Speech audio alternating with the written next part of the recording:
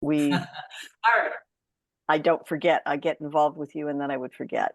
Okay, so we just went back to record. Bill and I are chatting. Just to back up, I just asked him a question. How is 1031 business? Well, I'll do an official introduction here in a minute. We have 60 people registered. We only have a few on, so we're going to wait a little bit. Bill, how's it going? Sure. I guess the quick answer is we kind of calculated back in February and we were down 39% year over year. Wow. But some of our competitors we talked to were down, 50, 60%. So I think we're more diversified. We're more nationwide. So that helps a lot. But it's still down. And then March, our numbers were almost double February. So that's a good sign. And usually mid-March is when we see a pickup for the year until October, November, and then it kind of tapers off there. Yeah, I think it's clawing its way back. There's just a lot of people who have a hard time with the 6, 7, 8% interest rates, and a lot of sellers don't want to give up 2 to 3% and all of that. But investors are still, doing some deals. They're still rebalancing portfolios. Do election years usually give you a change in your business or a pause? Yeah, it certainly can. This year probably will, because 2025 is going to be a rough year. All the 2017 tax reductions and credits, etc., sunset out December 31st, 2025. So everything's going to be on the table. Interesting. We'll have to talk more about, maybe we'll have you back for an advanced, like later in the year, of what's changing. Sure. In that. Maybe we'll know more then. All right, Cathi, you tell me when we want to start. And let's give them 2 more minutes. That we're beginning to get. I can see, yeah, some starting to come on. Yeah. Here we go. And if as many as possible can come on and join us with your smiling faces, we'd love that too. Yeah, it's lucky you're not all on my team or not like my coaching clients. I basically say, if you're not naked, you're on camera. I don't care if you're doing your hair or making lunch. I can't talk to a blank screen. Thanks, Kitty. Appreciate. Look, that got a couple more of you on. Thank you. That's right. If you're driving, Judy, be safe. Don't look at the camera. Look at your top of your roof all day long. That's right. Linda seems to be stuck with the audio piece, so I'm not sure she's going to be able to get on. I think, Linda, if you can hear me, it might be smart for you to go back out and come back in again. Yeah. We're just waiting a couple minutes here, guys, to knowing our profession is notoriously late. When I was a rookie, Chris Heller was my operating partner. And so I was fortunate to have a lot of his training, and he was of the Vince Lombardi school. If you're not 15 minutes early, you're already late. And then those of you who remember Diana Kokoska, her opening line, it's 3 o'clock, Mr. Seller, and we had an appointment at 3 o'clock, and I'm here. That's right. Yeah, I'm still a skill I've yet to master. Yet it's true throughout the industry. It's just by showing up on time, sometimes you win the deal. Right. And because there are side-by-side networking groups for the seniors. We have this one, which is a monthly mastermind and a large referral network. The second group is the senior call, and it's in every morning. And from the senior call, we're doing a set of focus groups with agents that are just beginning, that have started and are struggling, that are going and growing. And then tomorrow we're doing one with the rock stars. And so I've had my little otter on because we're trying to gather as much of the data as possible. And I turned him off for one Zoom meeting last week, and it took me 20 minutes to figure out how to get him back in. So Otter is with us today, everyone. I just wanted to let you know that. And he comes up with great content. So I will post the Otter outline in the network page. So I think I'm glad you brought that up, because I haven't started using them yet.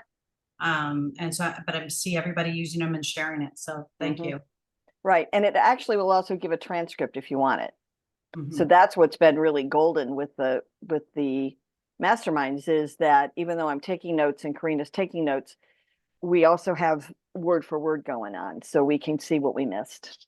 That might be enough to get me to switch back over to Zoom for my buyer consults, because think about the legal implications, especially as we go through the BRBCs, the buyer broker compensation agreements, of saying, well, you know, I did discuss that, and we did discuss agency and all of that. It would be a nice CYA tool. So Okay. to consider going back. Okay. All right. Looks like So we've I got think rock and roll, and Yep.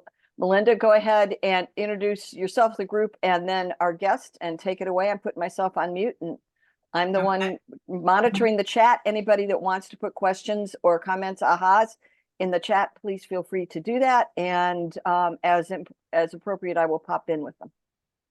So thank you everybody for coming. I see some new faces. That's great. I appreciate you. Maybe from the senior call, we're starting to leverage our groups to bring more to everyone daily, monthly. You're in the Serving Seniors Mastermind and Networking group. We do a mastermind, and it's really morphed more into an education piece that we then ask questions about.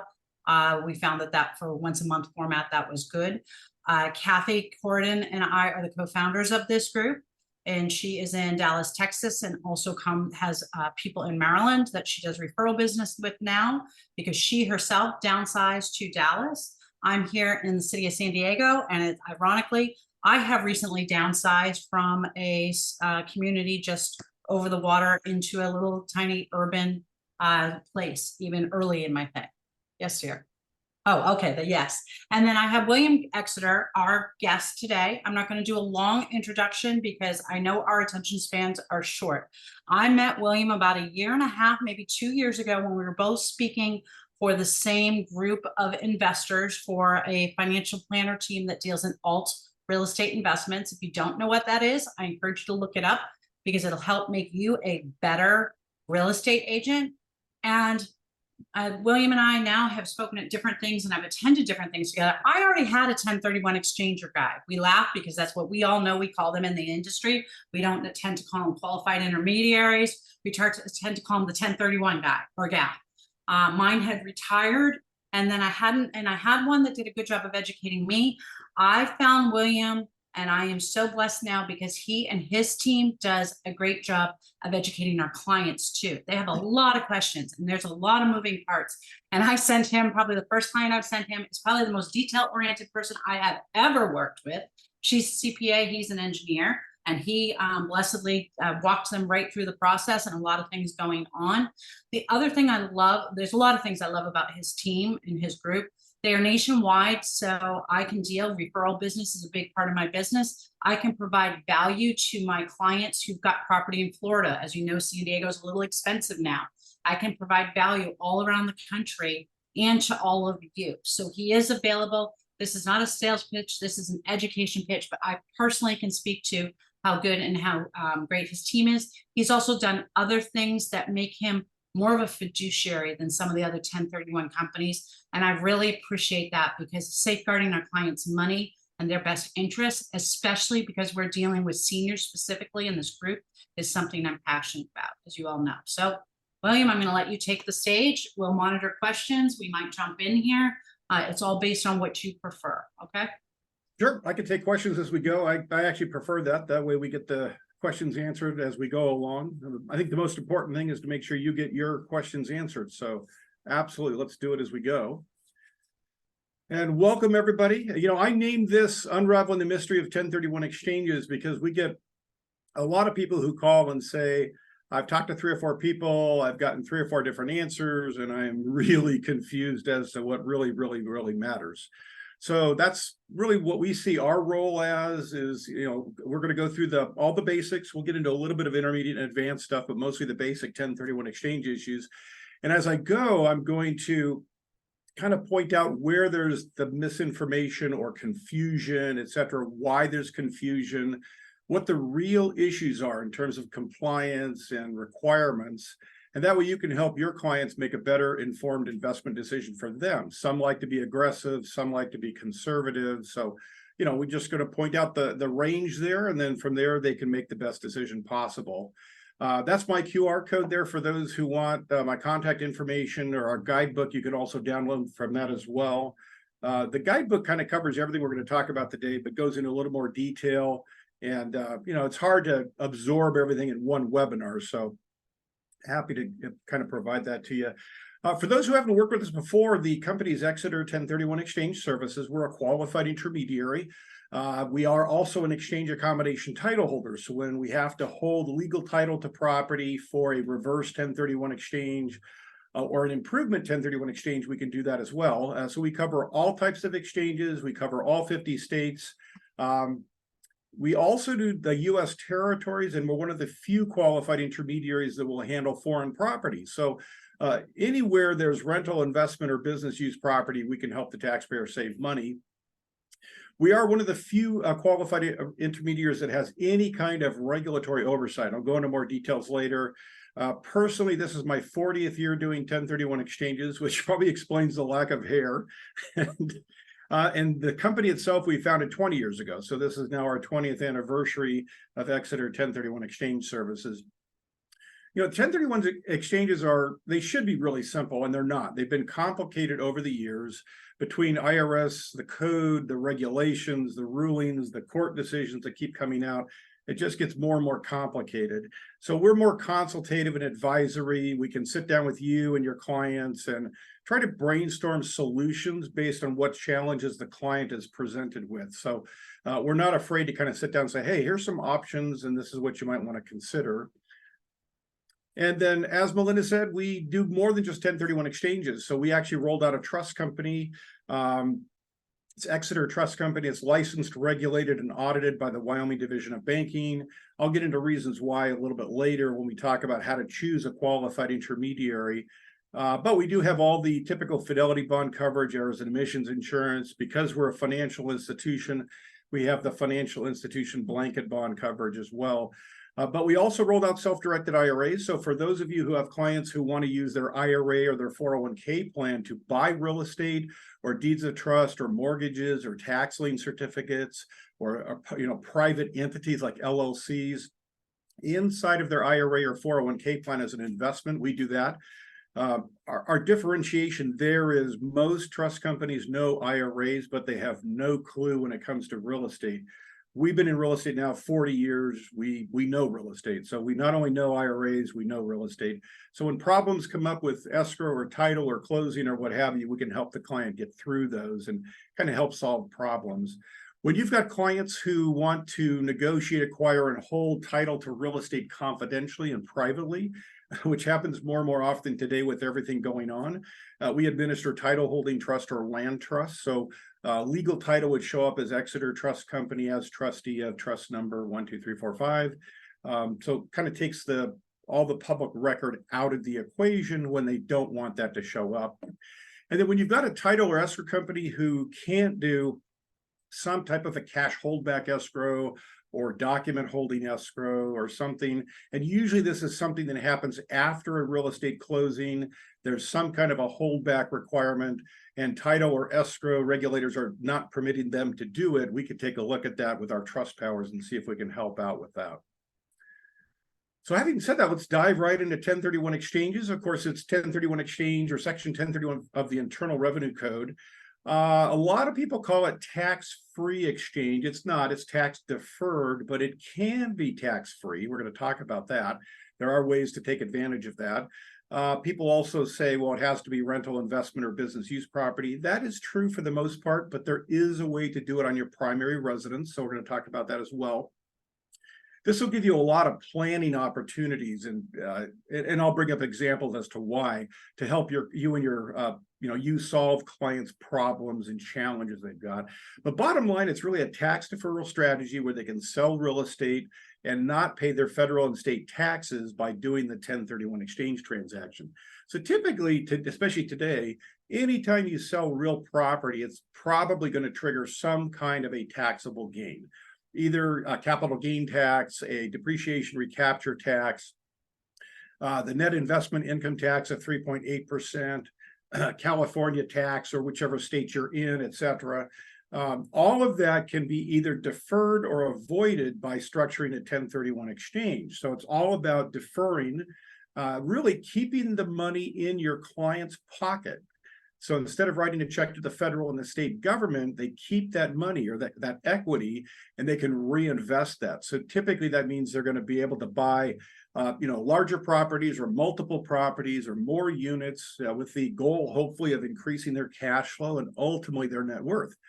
If they had to write a check for 30-40% of their profit, very difficult to trade up in value or reinvest when you don't have all the cash available. So it's really all about keeping the cash in their pocket. We get a lot of clients who ask, well, how should I take advantage of the 1031 exchange? Or in some cases, how should I not? Or when should I not take advantage of the 1031 exchange? So we get a lot of questions along that line.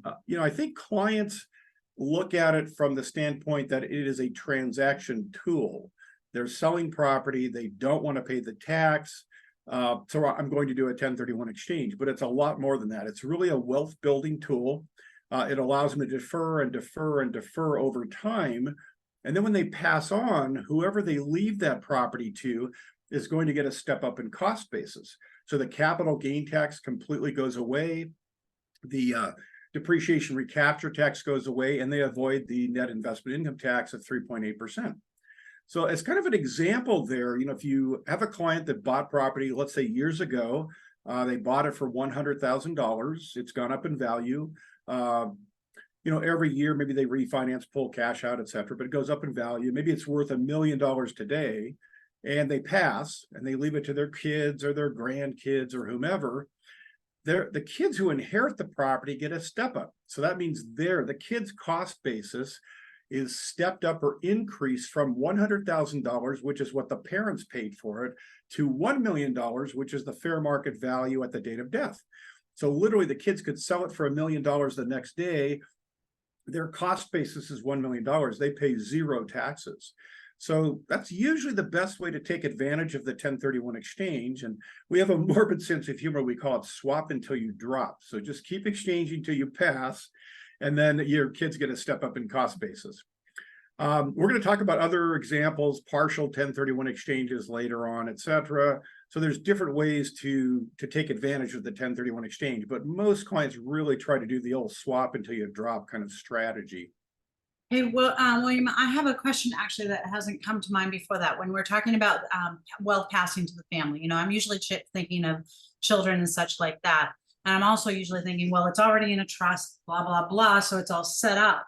Does the 1031 exchange, do you name a beneficiary of that? Or is it whatever the title is held that it drops it down? Is there something in there that helps with that, just like who it goes to after death? Good question. It really plugs right into what their existing estate plan is. So a lot of clients will have, like you mentioned, the living trust. So typically the living trust would be selling the relinquished property and then doing the 1031 exchange under the living trust name, and then buying the replacement property through the living trust.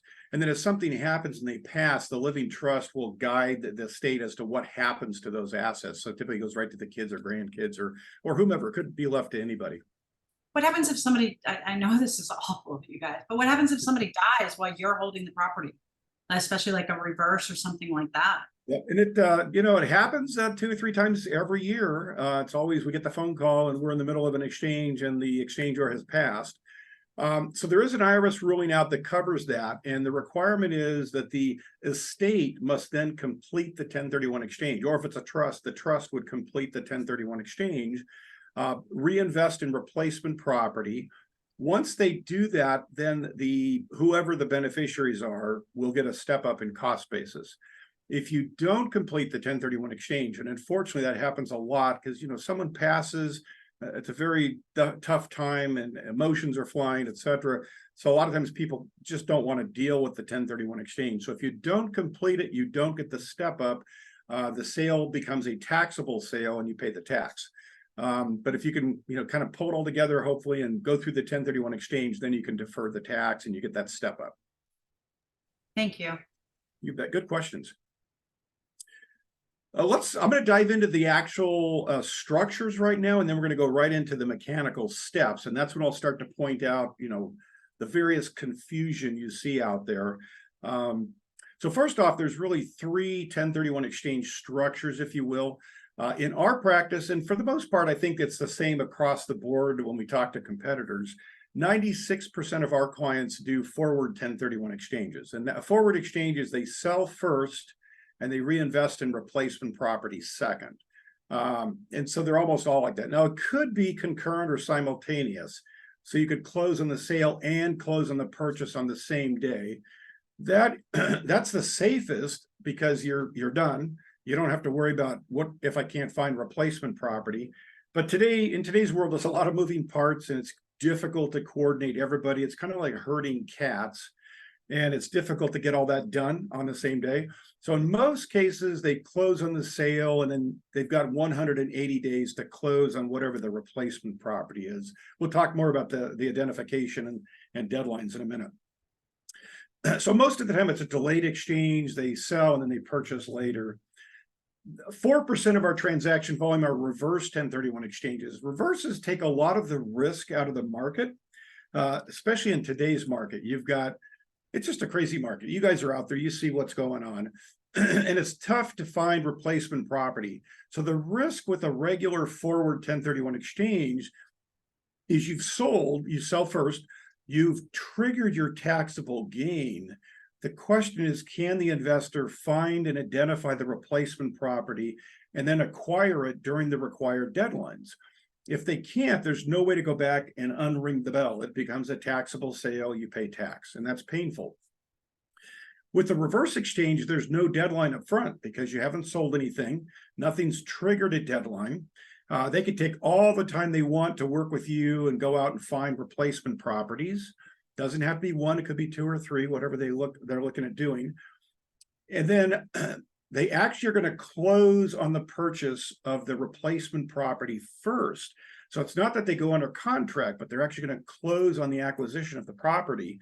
And then they've got 180 days to sell the current property that they want to dispose of. Now, it sounds great. It takes a lot of the risk out of the 1031 exchange process because you already have your property and you've done.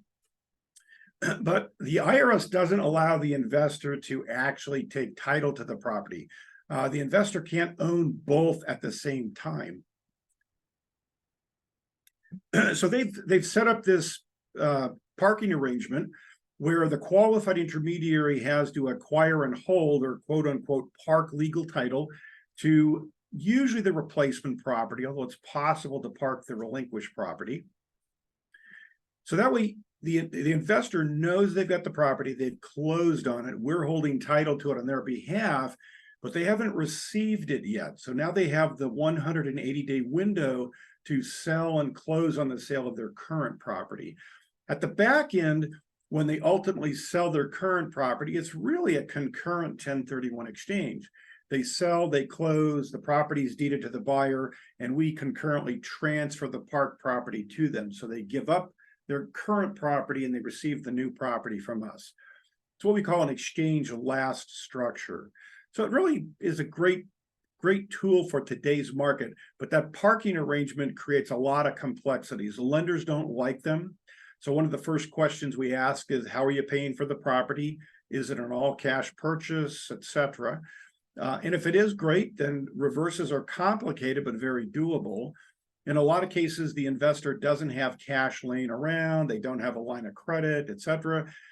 So then it may not be feasible if they don't have the cash, but we could talk to the lender and see if they're willing to allow us to hold title to the property. And we could talk for 2 hours on reverses, but that's kind of a quick overview. So the complexity is there and the costs are greater. In fact, why don't I kind of cover costs now? So with the forward 1031 exchange, most qualified intermediaries are going to fall into a, say, $1,200 to $1,800 range as a fee for a forward 1031 exchange. That usually includes the first sale, the first purchase, and there's an additional property fee after that if you have additional purchases. With a reverse exchange, the fee range is much bigger than that. The fee range is probably maybe $6,000 at the low end to, it could be as high as $25,000, which is kind of ridiculous. Most of us who've been doing it a long time, we're probably in the $6,000 to $10,000, $11,000 range for a reverse exchange. So it kind of gives you an idea of the fee comparison. So So the reverses are a great tool, but they're expensive and complicated. The improvement 1031 exchange, you don't see a whole lot of them. An improvement exchange means that you are selling property, you're using your proceeds to go out and acquire replacement property, you have proceeds left over, and you decide to use those proceeds to build or make improvements, capital improvements to the property you bought. Same structure. We have to set up an LLC. We acquire and hold title to the new property through the LLC. Then the investor has the rest of the 180-day window to complete the capital improvements. They have to both pay for them and complete the improvements for them to qualify. So that's why you don't see a lot of those, especially in certain states like California. Just getting permits in 6 months can be a challenge. And then once you get the permits, you've got to do as much of the capital improvements as you can. Otherwise, it's just not going to qualify. So in a lot of cases, we'll talk the taxpayer out of doing an improvement exchange, but we do a few every month, so they are a viable possibility. Any questions on the structures? Nope. Okay, let's go right into the steps. Now, this is where there's a lot of confusion out there. The confusion really comes from opinions. So people will ask 3 or 4 people, get 3 or 4 responses, and those responses are opinions. In a lot of cases, they're all right. Sometimes they're off base a little bit. So I'll kind of explain that.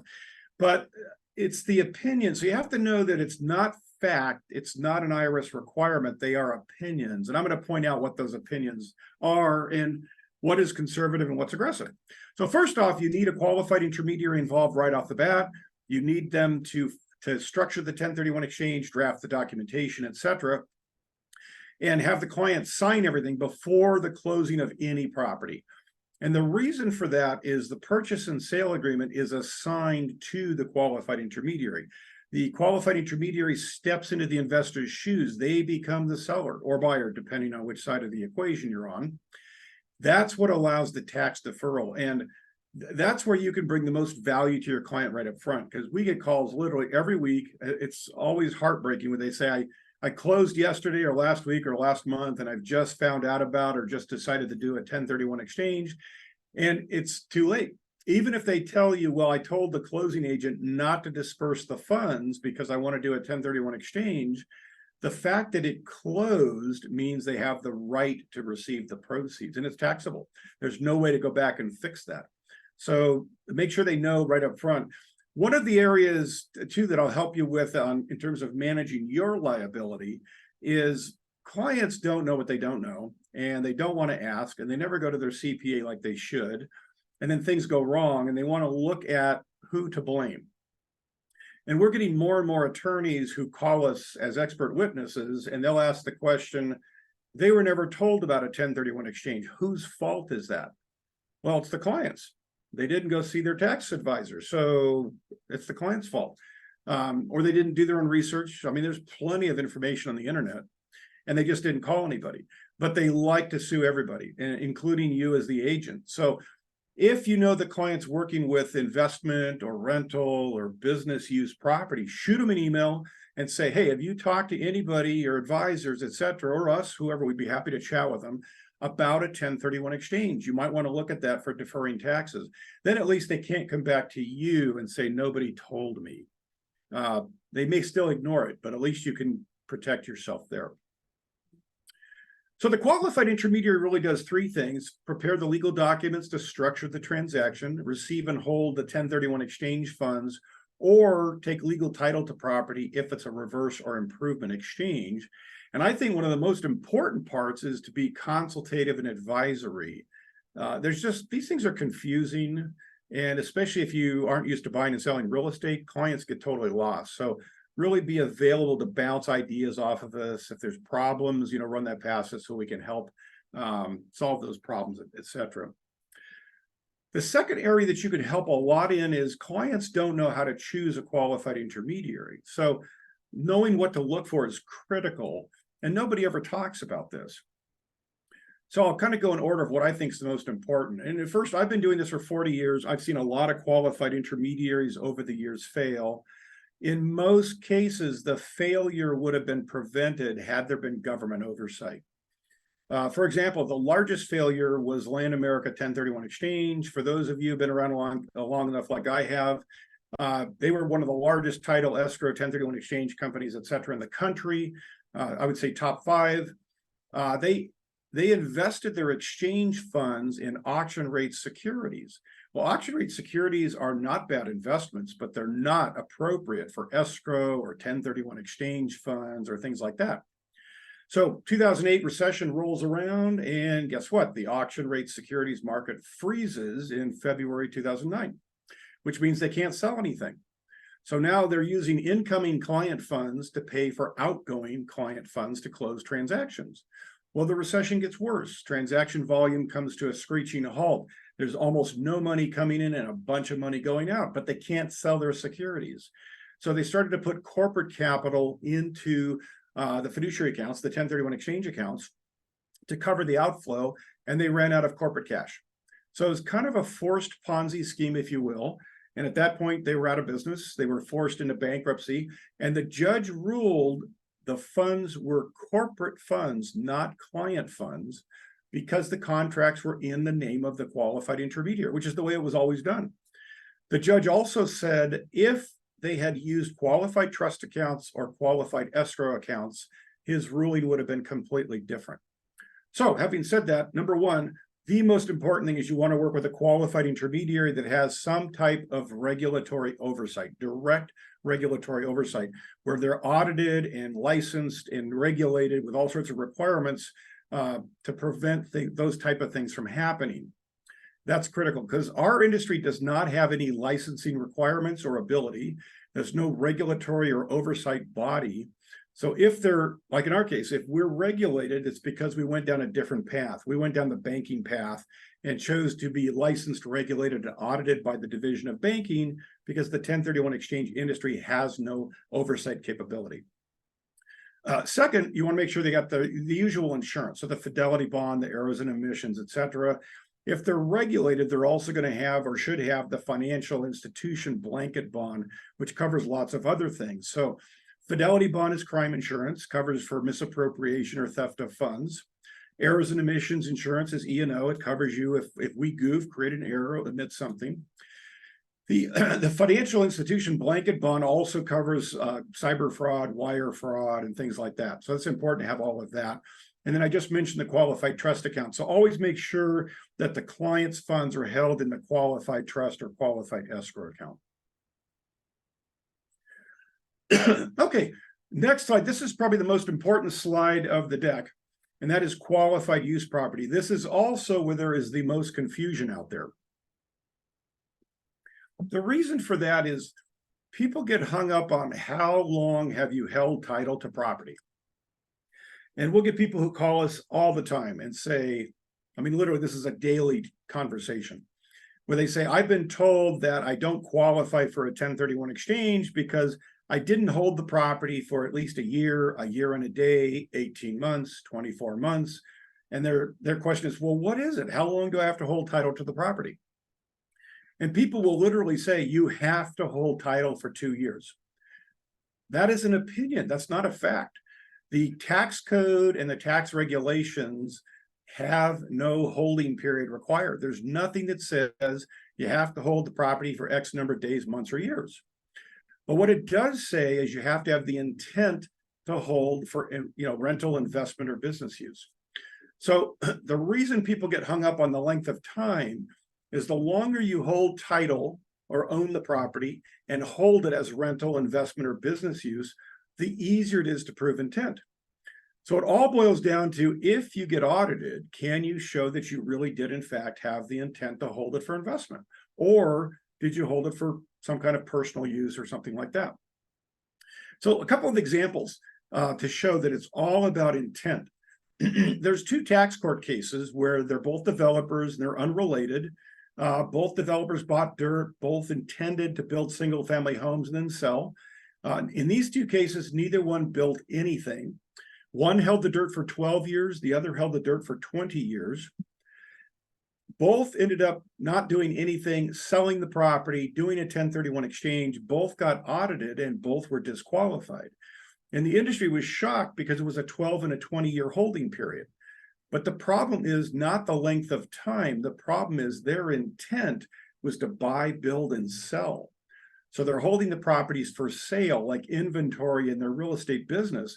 They were not holding it for investment purposes. Now, somewhere along the way there had maybe the real estate market changed, or their business model changed, or they decided to retire, or COVID-19 changed a lot of things for a lot of people. And they could say, you know what, we decided now to hold this property for investment, not for development. And if they changed the way they reported it on tax returns, financial statements, mortgage loan applications, emails between you and the clients and tax advisors, et cetera, are great evidence or proof that they intended to change it from held for development to held for investment. As long as they could document their intent had changed, their exchanges would have qualified.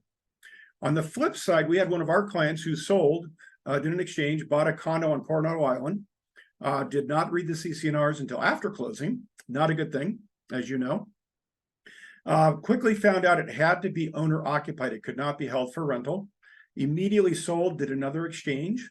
And as luck would have it, he was audited by the California Franchise Tax Board, and they allowed his 1031 exchange to qualify, even though he held title for about a month and a half, because he could prove his intent was to hold for rental, but there was a business reason why he couldn't.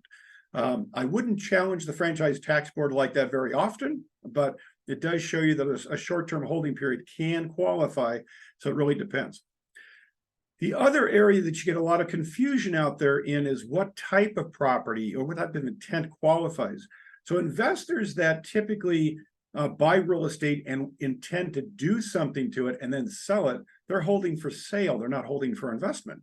So anything like builders, developers, or contractors, flippers or rehabbers, condo conversion specialists, they typically buy, do something, and sell. They typically won't qualify for 1031 exchange treatment. But if they buy the property, hold it, rehab it, build it, develop it, whatever, and then hold it as rental or investment property, it will qualify. So again, all about intent, how you document it, how you can prove it, et cetera. But that's probably the biggest area we get with a lot of confusion out there. Any questions on qualified use? Oh, okay. I'm just going to pop in and say this has been absolutely golden. I'm glad. You're doing good. Just keep going. And you're all surviving. That's great.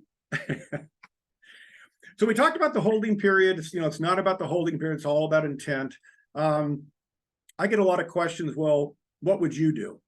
And so the way I respond to that is, if it's a plain vanilla transaction, they sold rental property, they're buying rental property, they're not pushing the envelope, they're not taking any risks, 1 year should be fine. 1 year straddles 2 tax periods, very conservative. It shows that was your intent, etc. If they're pushing the envelope, taking any risks, for example, every day we get calls 3, 4, 5 times a day at least, where they say, so if I buy a replacement property, how soon can I move into it? And the answer is, well, it depends. It's all about your intent.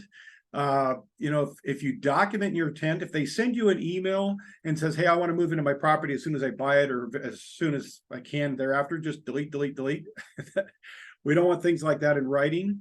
In that case, my response would be, I'd probably do 2 years of rental, because that'll straddle 3 tax periods, very conservative.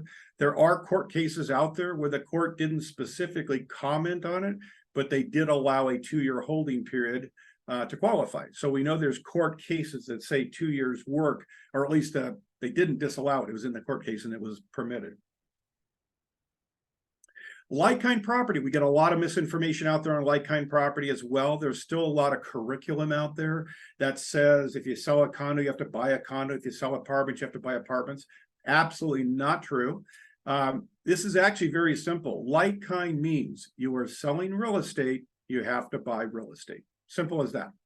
So anybody that tries to tell you otherwise, they just don't know what they're talking about.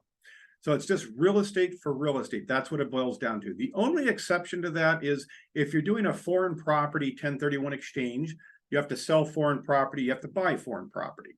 If you're selling US property, you have to buy US property. You can't do a 1031 exchange from US to foreign or from foreign to US property. It has to be all US or all foreign. Other than that, the only requirement is you're selling real estate, you have to buy real estate. So very, very simple.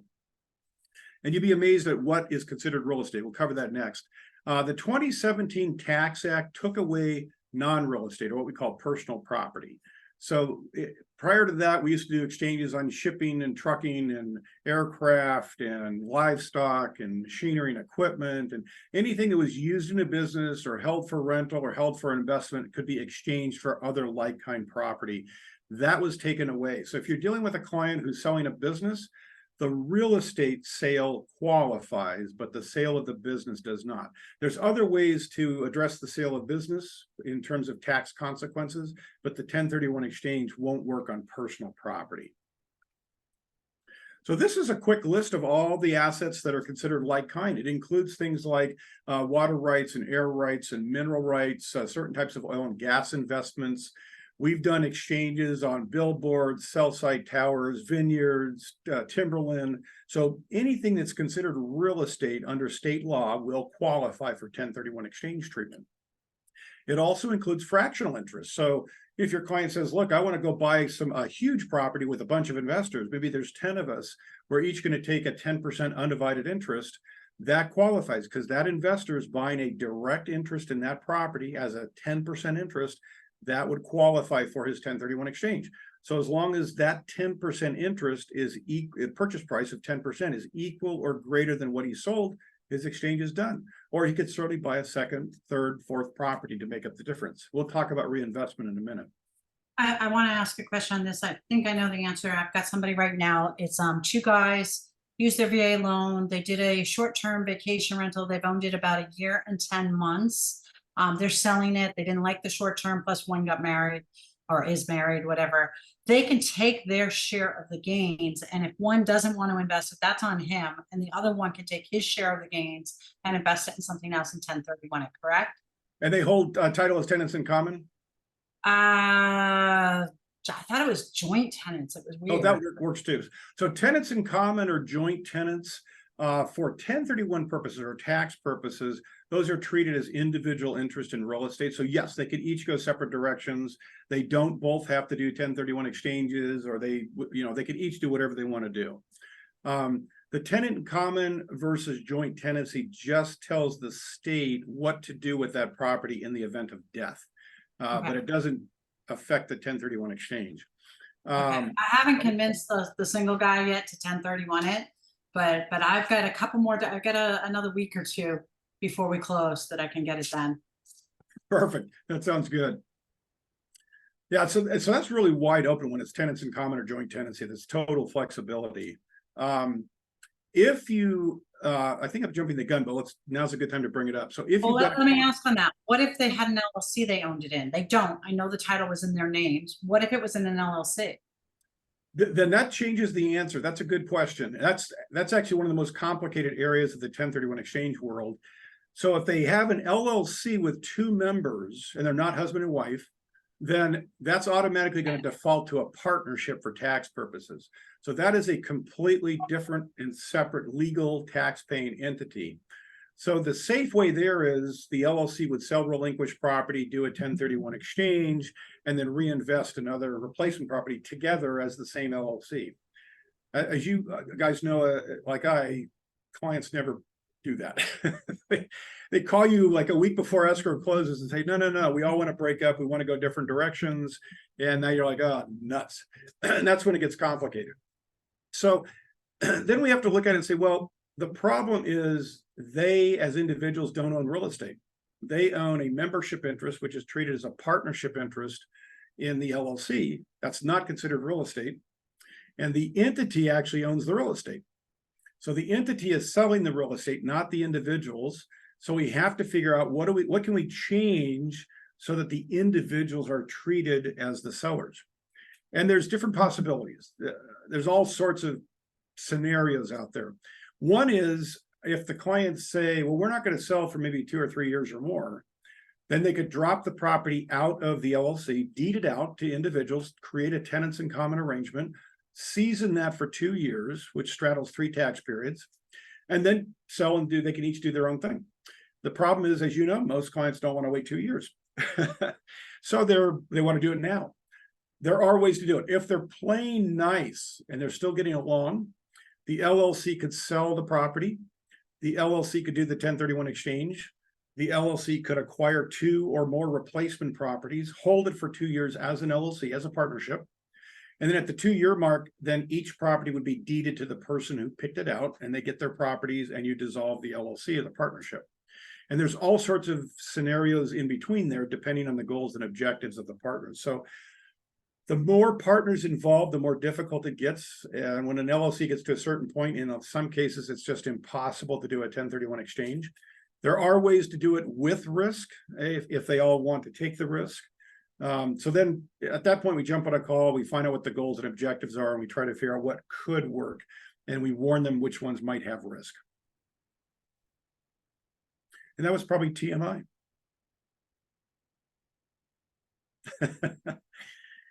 Okay, just as along the lines of what is like-kind property, we should talk about what is not like-kind property. And what Melinda just brought up is a great example of what's not like-kind property, because the investors don't own real estate, they own a partnership interest in a partnership. So certainly anything with personal use is not going to qualify. So primary residence, second homes, vacation properties, anything with excessive personal use is going to be a problem, or would just be flat out would be disallowed. Now it's possible to change intent, so it can be done. We're going to talk about more of that in a little bit. The other areas are what we just kind of talked about, the partnership interest, and that is, we have to drill down and ask the question: who is the taxpayer? Who really owns the real estate? Who's selling it? And what can we do from there? I just got back from DC, and one of the presentations at the event I was at was an attorney talking about S corporations.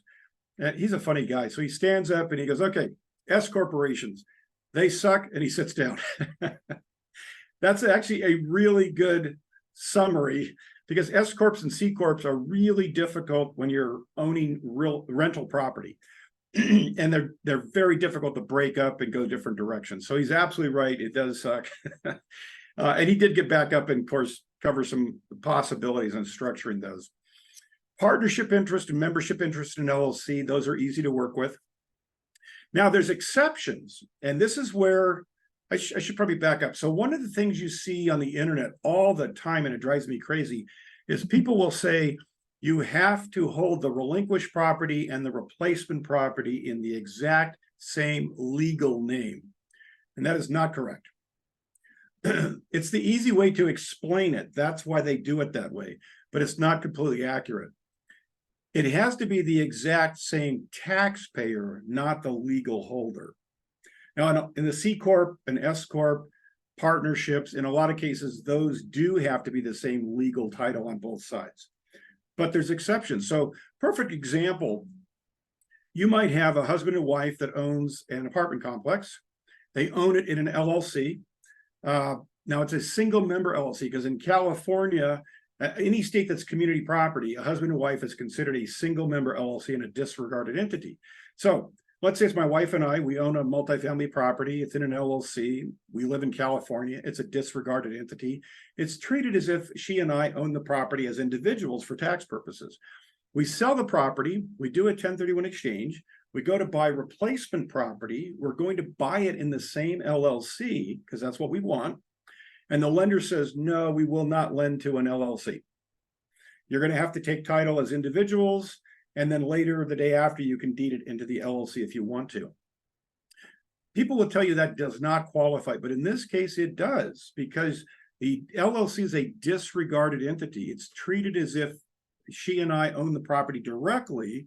So when we buy the replacement property in our individual names, it's the same thing for tax purposes.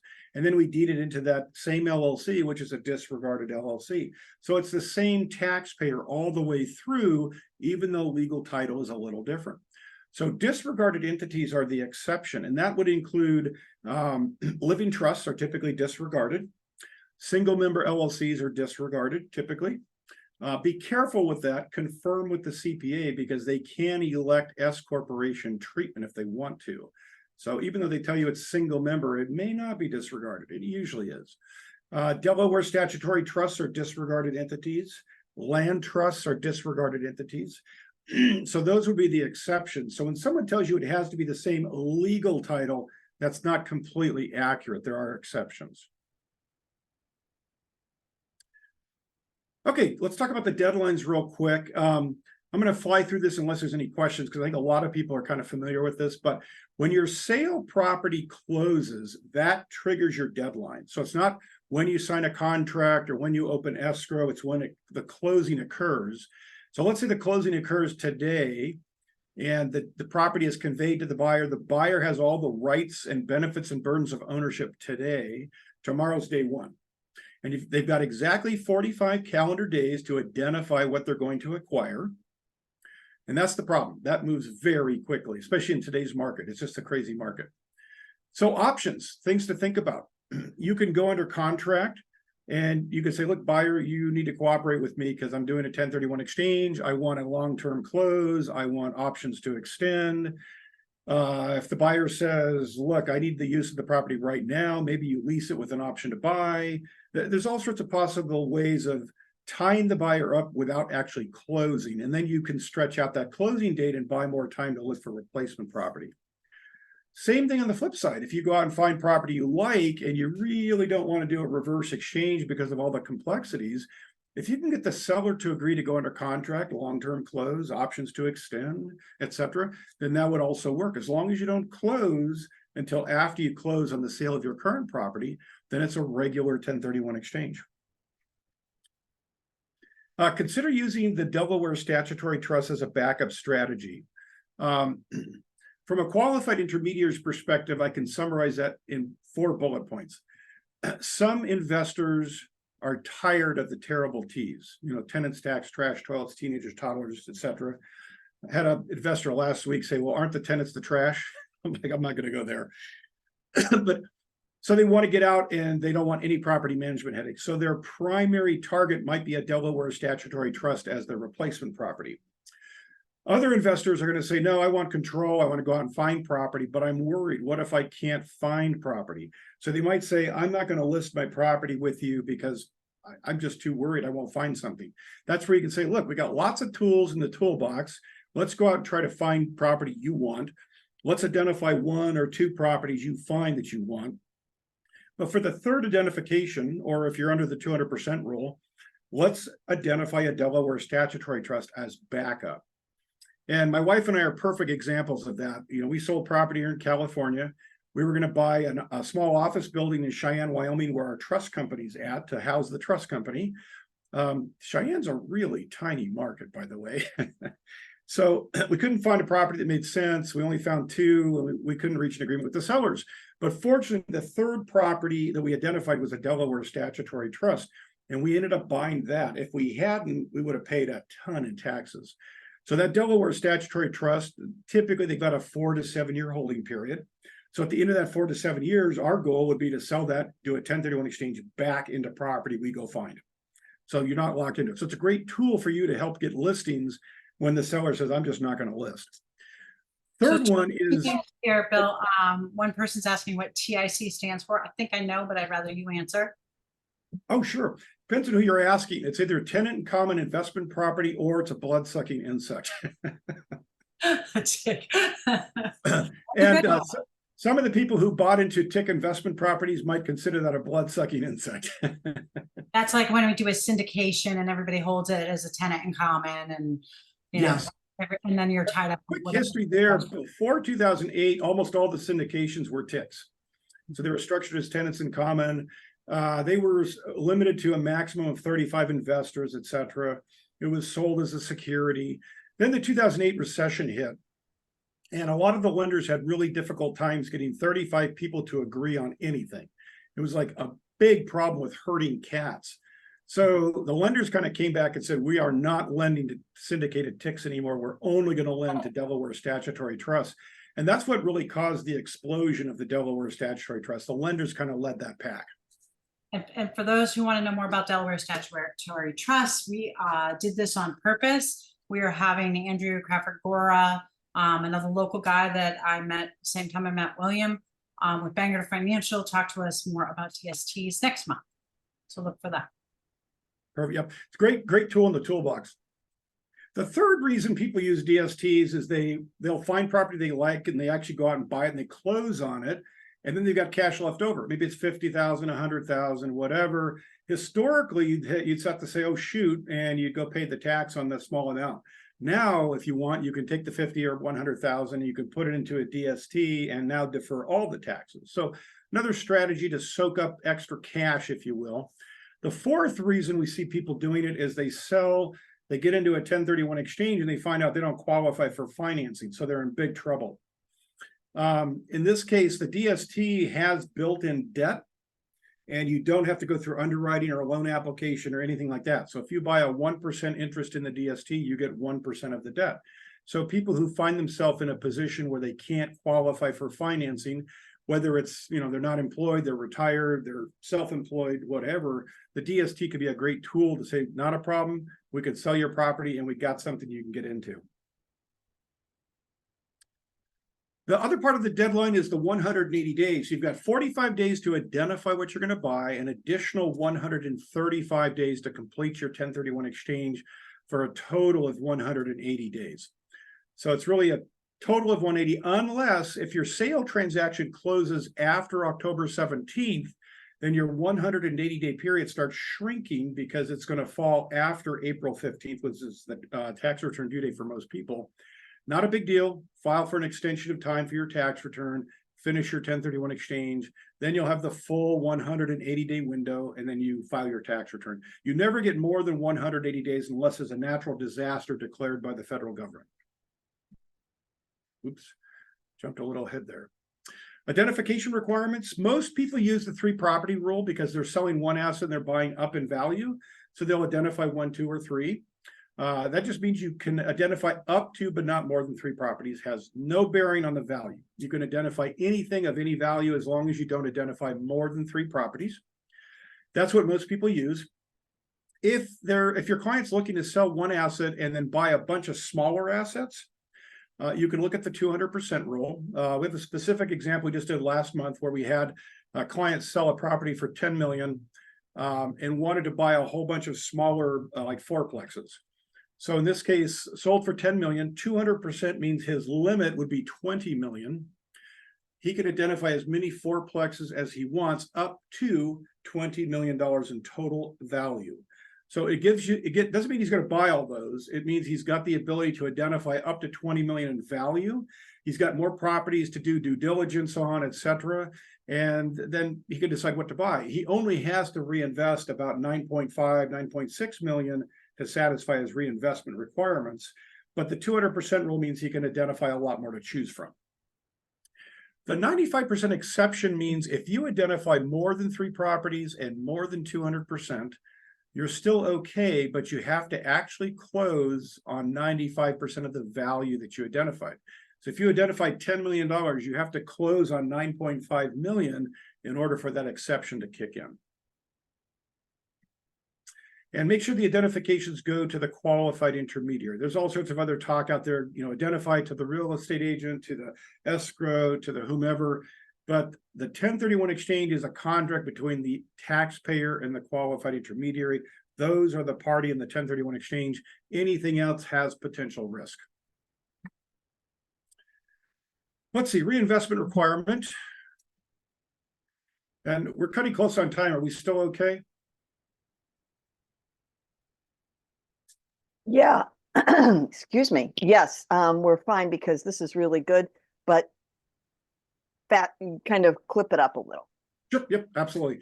So reinvestment requirement, get a lot of folks who think all they have to reinvest is their taxable gain or their equity, their cash position. Not true. So we'll go back to that $10 million example. You sell for $10 million, you are allowed to subtract your routine selling expenses. So you're going to deduct your broker's commission, title, escrow, documentary transfer tax, etc. That's going to get you a net sale price of 9.6, 9.7 million ish. That's the magic number. That's what they have to reinvest to defer all their taxes. So as long as they buy property that's equal or greater than about 9.6, 9.7, they reinvest all of their equity, put all the cash into the purchase, etc., then they'll defer all of their taxes. You can always put cash in, but if you pull cash out, that's when you have a potential tax consequence. Partial 1031 exchanges are always allowed. So you see a lot on the internet out there where they say you have to trade equal or up in value. You have to replace or reinvest all your equity. You have to replace your debt. Well, that's true in most cases because people want to defer all their taxes, but it's not completely accurate. You can do a partial 1031 exchange. It does not hurt the 1031 exchange. You can trade down on purpose. So if you sell for a net of 9.6, maybe you reinvest at 9 million. You trade down by 600,000. You're going to pay tax on 600,000, but the 1031 exchange will still be okay, and you defer all the rest of the tax. Or some people will say, I don't want any more debt, or I want less debt. So they'll trade equal in value, but they'll get less debt and put more cash out of pocket. Or they'll trade down on purpose just to get less debt. Again, those are kind of partial 1031 exchanges. They don't hurt the 1031 exchange. It just means you're going to pay some tax. But always talk to the tax advisor first. You may, or the investor may have, net operating loss carry forward, suspended passive activity losses, God knows what, that could offset some of those gains. So you might be able to trade down and do a partial exchange on purpose and still not pay any taxes. So a lot of planning opportunities there depending on their specific tax situation. Okay, last slide, and then we can take any wrap-up questions. This is one of my favorite slides for a lot of different reasons. Number one is there's some great tax planning opportunity here. Number two, it's a great farming opportunity for you guys. So I'm going to use a specific client that Melinda's probably heard about God knows how many times. But we had a client that bought a property in La Jolla, California. Lived in it as their primary residence for 42 years. Were having health problems, wanted to go back east with family, but couldn't because they had an $8 million gain. So if they sold, they get killed in taxes. Well, the IRS has come up with a ruling that allows you to convert that primary residence to rental property. So you have a short window. You've got a 3-year window in which you can still say you've lived in the property for 2 out of the last 5 years. So you still qualify for that $500,000 tax-free exclusion. After that 3-year window, you're out of luck. It's just an investment property. So in their case, we recommended move out, go back east with your family, rent it for 2 years. That's going to straddle 3 tax periods. You have 1 more year where you're still safe. So during that last year, you sell the property, close on escrow. Now you can say, I've lived in it for 2 out of the last 5 years. I get $500,000 tax-free. You can also say, I've rented it now for 2 years, which straddles 3 tax periods. So now I qualify for a 1031 exchange. So in their case, out of the $8 million gain, they got $500,000 tax-free, and they deferred the other $7.5 million through a 1031 exchange. So some great planning opportunities there when you got a primary residence that has a huge gain. Couple of other ideas. You may have clients that say, I'm going to sell 5, 6, 7 properties and buy 1 through a 1031 exchange. And then all of a sudden, the sale of those 5 or 6 or 7 properties don't happen when you would hope they'd happen. And maybe you have to sell 2 or 3 and then close on your purchase of your new property and then sell another 2 or 3. It's possible to combine 1031 exchanges. So the client could start off with a regular forward exchange, sell 2 or 3 properties, start the 45 days, identify what they're going to buy, which they probably know. Then when the purchase closes, we're going to split the purchase. We're going to allocate part of that to wrap up the forward exchange. The balance of that is going to be used to start a brand new reverse exchange. Now they've got a new 45-day window and 180-day window to actually sell 2 or 3 or 4 more properties to match up with that. So there's lots of ways to combine different types of exchanges to solve various problems. So when you got clients like that, we all jump on a conference call and start brainstorming. Whew. We survived. Any questions? You did great. You really did. Like that last one you're talking about, the reverse, the forward. If you remember with my one of those clients, we weren't sure, we didn't get the tenants out of the property we were selling fast enough. My client had been so worried about identifying the other property in advance. At first, we set it up as a reverse. And then when we were able to work our miracle and we had a delay in closing of the purchase, we were able to do it as a forward.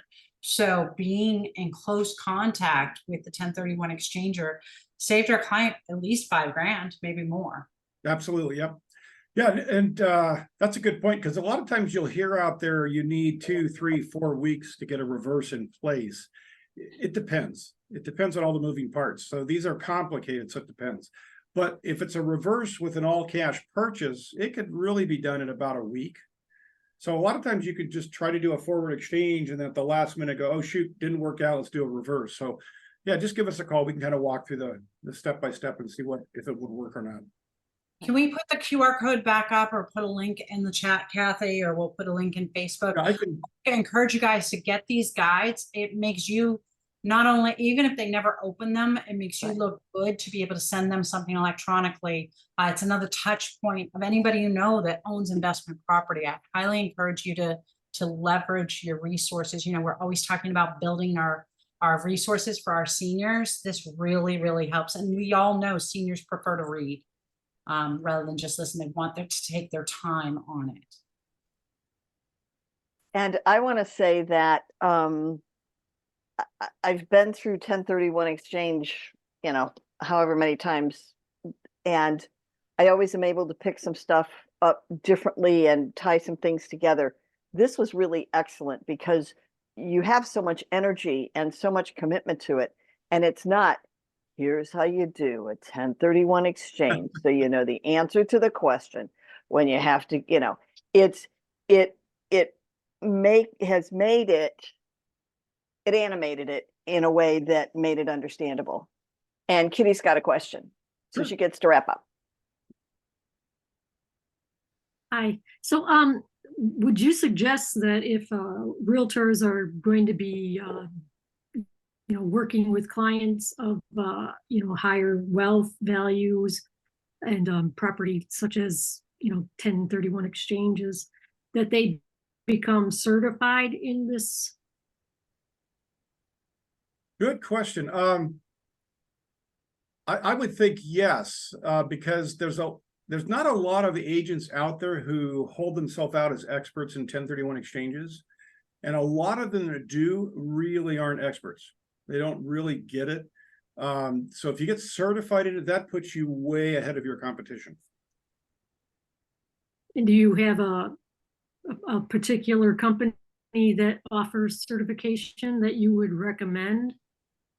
No, I don't know if CAR has a certification for that or not. I haven't seen any certification specifically for that. I think they probably exist. I haven't seen them. There are some groups that offer different types of designations, but it's different than a 1031 exchange. It's what they call equity marketing. They often involve 1031 exchanges, but it's a little different. So I'd probably start with CAR first and see if they have any kind of a certificate or certification process. Or the state association, your state association. He's California. Yeah, ours is California. Hey, William, I think I see a business opportunity for you there. And and if you're in part of Keller Williams, the planner community has additional training in 1031 exchange and a certification. I don't think certification is the right word, but it's late in the afternoon. But that you can use that as a designation. They have a designation. There we go. So that's the Keller Williams planner. For others that are not Keller Williams, I think that's a really great question. And I would say connect with either Bill and his company because he's national, or someone that your office has done known and trusted work with as an intermediary, and begin to create the partnership just like Melinda and Bill did. I'd be happy to travel too. We travel to seminars and webinars and everything all the time. We have offices throughout the country. You know, last week we were in DC fighting the fight for 1031 exchanges. I'll be there again next week. And then the issue there is 2024, they've submitted the same limitation as they did 21, 2, and 3, which is cap the amount of gain you can defer through a 1031 exchange. That's not going to go anywhere this year. But 2025 is when all the 2017 Tax Act provisions expire. Most of them are going to expire and go back to what they were in 2017. That means they've got to find a whole bunch of pay-fors. So everything's going to be on the table in 2025. So the trips in the last week and this next week, et cetera, they're all kind of preemptive educational trips to help educate them as to why they shouldn't touch 1031 exchanges. Good. Well, we appreciate you going to fight the fight, William. And we appreciate you coming here. As I said, he's nationwide. I encourage you to call him. He's been a great resource for me. And thanks for taking time out of your busy schedule for our group. This is recorded, you guys, and it's in the same place. The link's in our Facebook group. Anything else we need to add? I will get the video posted as soon as I can, and excuse me, everything that Otter had to say. And I confirm and support what Melinda said. This has been wonderful, and we really do appreciate your time, and encourage the folks, because there are going to be folks listening and watching the video as well, that if you have questions and you want to get engaged with 1031 exchanges, reach out specifically to William and Exeter 1031 exchanges, because they have the experience, or to someone that is trusted in your brokerage. Thank you, everybody. Have a great afternoon. Okay, be good. Sure. Bye. See you next month. Thank you.